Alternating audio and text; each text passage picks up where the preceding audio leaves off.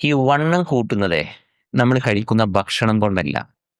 അത് നമ്മുടെ ശരീരത്തിൽ ഉൽപ്പാദിപ്പിക്കുന്ന ഹോർമോണാണ് നമ്മൾ വണ്ണം കൂടണോ കൂടണ്ടേ എന്ന് തീരുമാനിക്കുക. ആ ഹോർമോണിന്റെ പേരാണ് ഇൻസുലിൻ. അപ്പൊ എന്നോട് മൊയ്തീൻ പറയണേ, ഈ ഇൻസുലിൻ എന്ന് പറയുന്നത് ഷുഗർ രോഗികൾക്ക് കൊടുക്കുന്ന ആ മരുന്നല്ലേ എന്ന്. അപ്പൊ ഞാൻ മൊയ്തീനോട് പറയാനുള്ള ഒരു കാര്യം, അതെ, ഈ ഡയബറ്റിക് പേഷ്യന്റിന് കൊടുക്കുന്ന മരുന്ന് തന്നെയാണ് ഈ ഇൻസുലിൻ. അത് നമ്മുടെ ശരീരത്തിൽ ഓരോ നോർമൽ മനുഷ്യന്റെയും ശരീരം തന്നെ ഉൽപ്പാദിപ്പിച്ച് തരുന്നുണ്ട്. ഈ തരുന്ന ഇൻസുലിനാണ് നമ്മളുടെ ശരീരത്തിന്റെ വെയിറ്റിനെ നിയന്ത്രിക്കുന്നത്. ഇതിന്റെ പിന്നിലുള്ള സയൻസ് എന്ന് പറയുന്നത്, ഇൻസുലിനെ നമുക്കൊരു സ്റ്റോറേജ് ഹോർമോൺ എന്ന് വിളിക്കാം.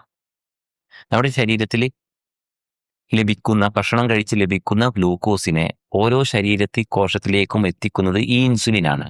നമ്മുടെ ശരീരത്തിൽ ഇൻസുലിൻ ഇങ്ങനെ ഉയർന്നിരിക്കുമ്പോഴേ ഒരു നിയമമുണ്ട്, നമ്മളുടെ കൊഴുപ്പിനെ കത്തിക്കാൻ പാടില്ല. ഇൻസുലിൻ ഉയർന്നിരിക്കുമ്പോൾ HSL എന്ന ഒരു എൻസൈമിനെ അത് ബ്ലോക്ക് ആക്കും. അപ്പൊ കൊഴുപ്പിൽ നിന്നുള്ള ഊർജം അവിടെ സ്റ്റോപ്പ് ആവും. നമ്മുടെ ശരീരത്തിൽ ഇൻസുലിൻ ഇങ്ങനെ ഉയർന്നു നിൽക്കുന്ന ഓരോ മണിക്കൂറും നമ്മുടെ ശരീരത്തിലുള്ള കൊഴുപ്പ് കത്തുന്നില്ല, അത് അവിടെ ഇങ്ങനെ സ്റ്റോർ ചെയ്ത് വെക്കുക.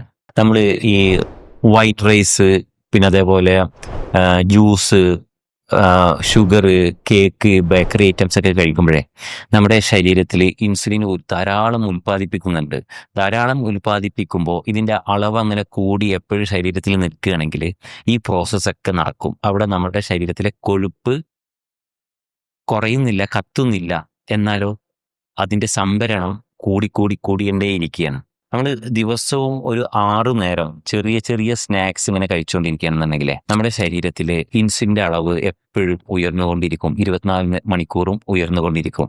ആ സമയം ശരീരത്തിൽ സ്റ്റോറേജ് മാത്രമേ നടക്കുന്നുള്ളൂ. ഇങ്ങനെ കൂടുതൽ ഇൻസുലിൻ ഉൽപ്പാദിപ്പിക്കപ്പെട്ടാലേ നമ്മുടെ ശരീരത്തിൽ ഇൻസുലിൻ റെസിസ്റ്റൻസ് ഉണ്ടാകും.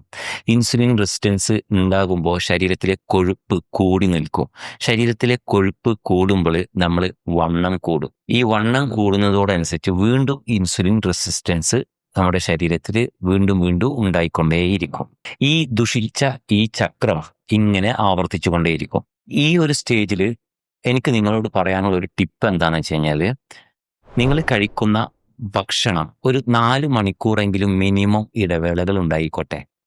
ഇടയ്ക്കിടയ്ക്കുള്ള ഈ കടിയുണ്ടല്ലോ, അത് ഇൻസുലിൻ്റെ ലെവല് എപ്പോഴും ഹൈ ആക്കിയിരിക്കും.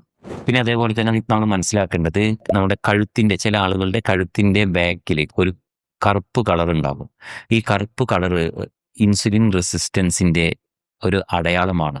അപ്പോൾ ഈ അടയാളമുള്ള ആളുകളുണ്ടെങ്കിൽ തീർച്ചയായിട്ടും ഇന്നു മുതൽ അതിൻ്റെ ആക്ഷൻ തുടങ്ങേണ്ടതുണ്ട്. അപ്പം നമ്മളുടെ ശരീരത്തിൽ നമ്മുടെ തടി കൂട്ടുന്ന ആള് ഇൻസുലിനാണ് എന്ന് മനസ്സിലായല്ലോ. ഇനി നാളത്തെ ക്ലാസ്സിൽ നമ്മൾ പഠിക്കാൻ പോകുന്നത്, ചില ആളുകൾ ബിരിയാണി വാരി വലിച്ചു തിന്നിട്ടും മെലിഞ്ഞിരിക്കുന്ന, എന്നാൽ ചില ആളുകൾ കുറച്ച് കഴിച്ചാൽ തന്നെ പെട്ടെന്ന് വണ്ണം വെക്കുന്നു. അപ്പോൾ മറ്റവർക്ക് എന്തേ ഇൻസുലിൻ ഇല്ലേ എന്നാണ് ചോദിക്കുന്നത്. അതിനുള്ള ഉത്തരം നാളത്തെ ക്ലാസ്സിലുണ്ടാകും. അപ്പോൾ see you tomorrow.